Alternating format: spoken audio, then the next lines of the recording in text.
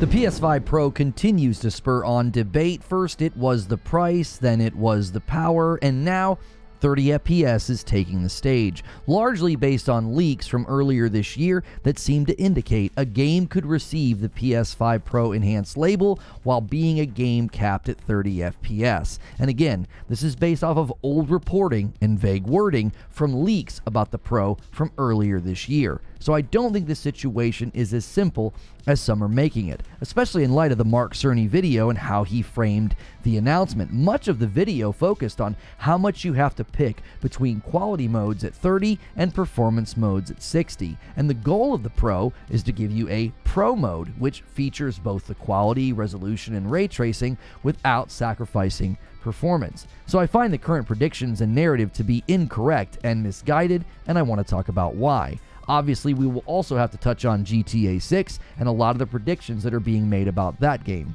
as well.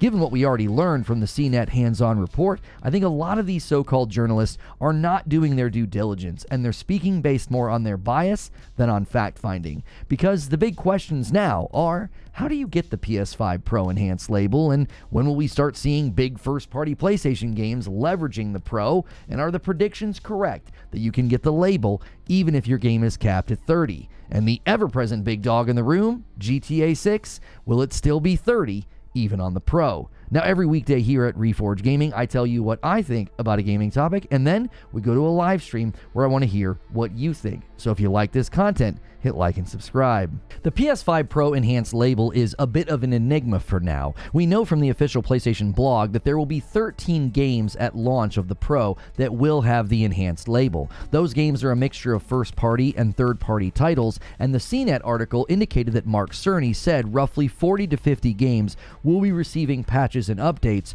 around the launch of the Pro. So that means by the end of November, we could see well over 50 games with the PS5 Pro Enhanced label. This is not games that are just receiving the PS5 Pro Game Boost. That is a much longer list of games, and that's not what I'm particularly interested in. But doubt is being cast on whether or not 30 FPS games will get the Pro Enhanced label. Tom Warren from The Verge tweeted the following: I reported earlier this year that PS5 Pro Enhanced games doesn't guarantee 60 FPS. Sony wasn't super clear on this yesterday, but there will still be 30 FPS PS5 Pro Enhanced games. Now, the wording of his tweet is strange to me because he says they're not very clear, and then he very strongly concludes there will be 30 FPS PS5 Pro Enhanced games. And to be clear, he isn't saying that they will have 30 FPS modes. He is referring to games that will be capped at 30 FPS with no performance options. And the real question is, why does he think this? Well, it's because of leaks from earlier this year that were a bit vague, which again makes me question why he is so confident in his conclusion, but let's look at the details. He says the following before linking to the Insider Gaming report. Sources familiar with Sony's plans tell The Verge that Sony is asking developers to create a new PS5 Pro exclusive graphics mode in games that combine Sony's new PlayStation Spectral Super Resolution, PSSR, upscaling to 4K resolution with a 60 FPS frame rate and ray tracing effects. Mark Cerny actually clarified what this is in the announcement video. He made it clear that the big three, the advanced ray tracing, the AI-driven upscaling, and the PSSR, are being utilized to give fidelity modes with, quote, double the frame rate. So that would be 60. And the CNET article referred to this as the, quote, Pro mode. It's designed to combine 4K with 60 FPS. So again, I'm not sure why Tom Warren is saying that Sony wasn't super clear on this. The only point that I will grant is that Mark Cerny did say that this mode will it'll be targeting 60 FPS. They say that in the video, but that's the phrase they always use for their performance modes right now, so that's not some smoking gun of vagueness to claim that PlayStation wasn't clear. Let's also look at the Insider Gaming reporting, as I feel it leaves only the smallest amount of wiggle room to conclude that 30 FPS capped games will be able to get the PS5 Pro Enhanced label. They say the following. The Enhanced label first made its introduction into the PlayStation ecosystem following the release of the PlayStation 4 Pro, which meant that the game utilized the Pro console's improved hardware to offer improved frame rates and resolutions. For the PS5 Pro, PlayStation wants games to offer a PS5 Pro exclusive graphics mode that will combine PSSR to upscale resolution to 4K, a constant 60 FPS, and or increase ray tracing effects. Now, here again, we can clearly see from these early leaks, this is what the Pro mode is. It's a specific graphics mode that combines these things. And the only wiggle room I see is it says add or increase ray tracing effects, which could be interpreted to mean that a game could ignore the PSSR upscaling for 4K, they could ignore the line about constant 60 FPS, and they could just increase the ray tracing. One of the biggest causes for games landing capped at 30 FPS recently has been issues with lighting. But here's the problem with granting the label to a game that is capped at 30 FPS, but has used the advanced ray tracing. We already have that on the standard PS5. Almost every single first-party PlayStation game launched with a 4K ray tracing 30 FPS mode. Why would you give the PS5 Pro enhanced label to a game that is achieving something that exists on the standard version of the PS5? It would completely go against everything Mark Cerny said in the announcement video. They see users are choosing performance mode 3/4 of the time. A good percentage of their users have 120Hz TVs or TVs with VRR. These are not consumers that would take kindly to buying a premium piece of hardware at $700 and then see the label land on 30 FPS capped games. The target audience would not receive that well.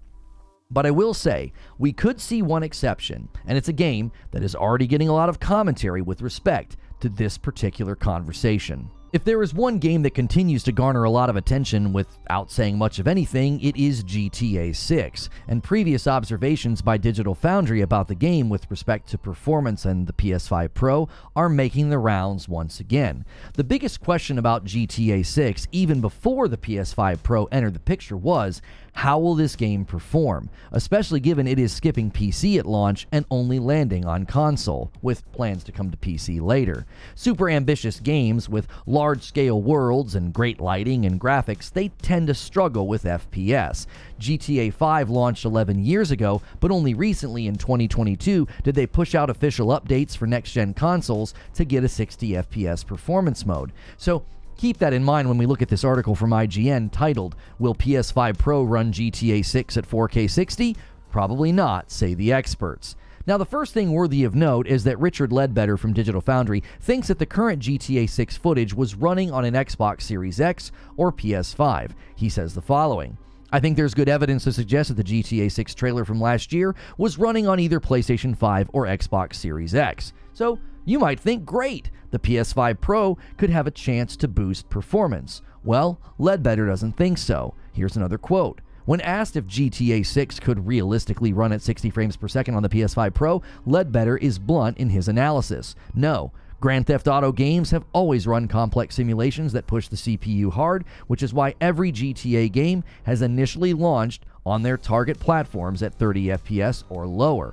Now he goes on to say this: "The PS5 Pro uses the same CPU as the PS5, and it would be extremely challenging to hit 60 FPS if the base PS5 version is targeting 30 FPS. That isn't a GPU problem, it's a CPU problem."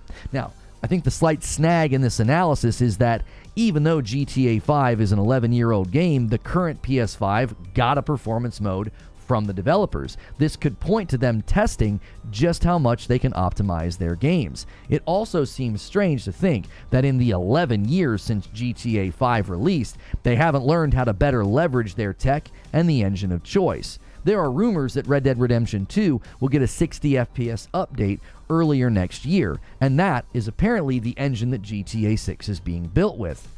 If the Red Dead Redemption 2 60 FPS update happens, it stands to reason that Rockstar have been spending time figuring out how to navigate the engine toward better performance. Also consider what we have already learned about the PS5 Pro's capabilities just this week. The Pro is capable of running games at 4K with ray tracing at 60 FPS.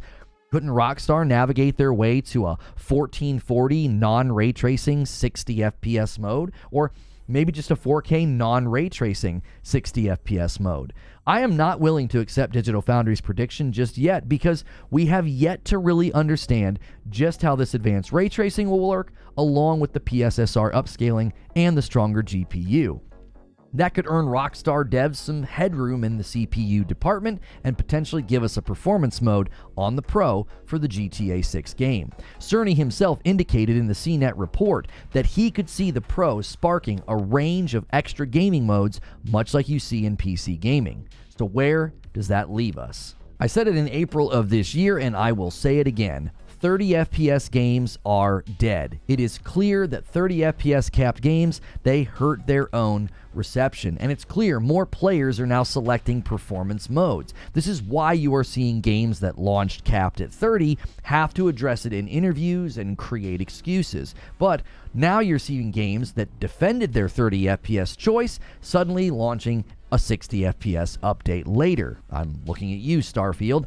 It's also clear from the Mark Cerny video that the PS5 Pro is targeting users with nice TVs who want better performance. That isn't going to jive with handing out the PS5 Pro enhanced label to a 30 FPS capped game. If they make an exception for GTA 6, I will likely not see a huge cause for criticism, as that's a big game and that's a choice those devs made. But if that label starts landing on games that just boost ray tracing and don't offer any performance modes, it will devalue the label. And I will be the first to say, what good is the label if it's given to games that give me quality modes already achieved by first-party PlayStation games on the standard PS5? What good is the label if Cerny couched the entire goal of the PS5 Pro and to give us more options and more performance if you're going to hand out the label to games that don't do that? From where I sit, the prediction and the observation about 30 FPS games getting the enhanced label, it's based on vague wording from leaks, not from anything official. It also seems to ignore practically everything from the announcement and the info from the CNET hands-on preview. So for now, we wait, and we will have a very good test case very soon. Dragon's Dogma 2 is one of the games that will get the enhanced label. And they have tried to get better performance on console, with reports coming that it's still largely landing in the 40s with frames per second. So we will have to see what they did in order to earn the label in November. And it's a good test case because it's a CPU-heavy game. But those are just my thoughts, and now it's time to hear your thoughts. You can do that in a comment below. I try to read them all, and you might even get featured in the live stream, so head over to that as well. That's linked here on the card, as well as in a pinned comment below. And if you like this content and you want more like it, please remember to like, share, and subscribe.